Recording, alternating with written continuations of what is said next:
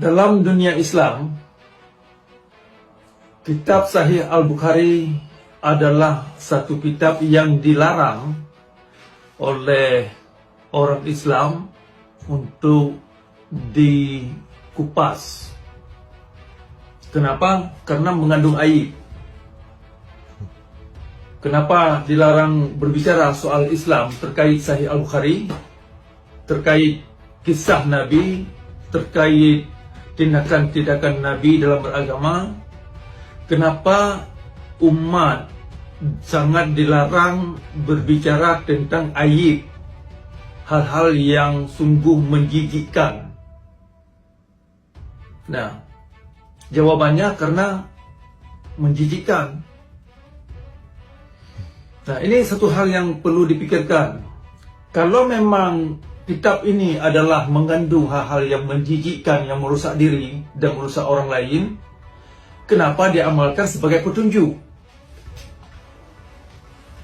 Ini tolong dipikirkan ini, rekan-rekan semua. Saya ulang nih pertanyaannya.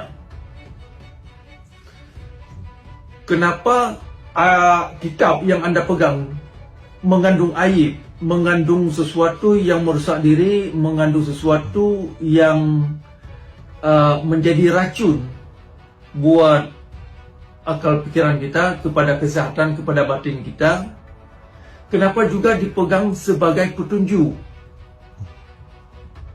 Ini satu pertanyaan yang cukup penting direnungi.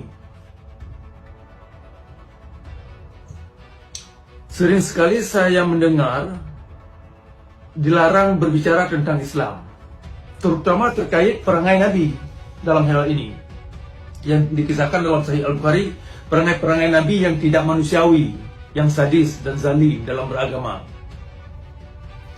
Kenapa dilarang kita angkat ke permukaan untuk dibahas secara terbuka? Kenapa dianggap ini sesuatu yang menjelekkan agama atau menistakan agama? Karena kitab ini mengandung sesuatu yang aib.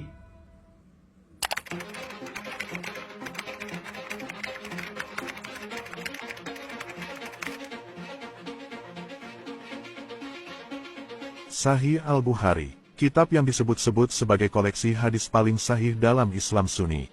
Namun, tahukah Anda bahwa di balik kehormatan itu, tersembunyi isi-isi yang justru menjadi aib besar bagi Islam itu sendiri? Pertama, masalah moral dan akal sehat. Hadis Bukhari nomor 5133 menyebut bahwa Nabi Muhammad menikahi Aisyah saat berusia 6 tahun dan menggaulinya di usia 9 tahun. Bayangkan, seorang figur kenabian panutan umat, justru melakukan hal yang secara moral hari ini jelas disebut sebagai pedofilia. Lalu hadis Bukhari nomor 304, mengatakan perempuan itu kurang akal dan agama. Ini bukan sekadar misoginis. Ini adalah penghinaan terhadap setengah umat manusia. Kedua, kontradiksi dengan Al-Quran sendiri. Quran berkata, tidak ada paksaan dalam agama. Quran surah 2 ayat 256. Tapi Bukhari 6922 berkata, siapa yang mengganti agamanya, bunuhlah dia. Lalu mana yang benar, wahyu Tuhan, atau ucapan yang diklaim dari Nabi? Ketiga, penggambaran Nabi yang kontroversial. Bukhari 4211 menyebut Muhammad mengambil budak perempuan sebagai selir, langsung setelah membunuh suaminya dalam perang. Apakah ini pantas untuk disebut utusan Allah? Atau justru mencerminkan budaya Arab kuno yang kejam? Tahukah Anda, Sahih Al-Bukhari baru ditulis 2 abad setelah Nabi wafat.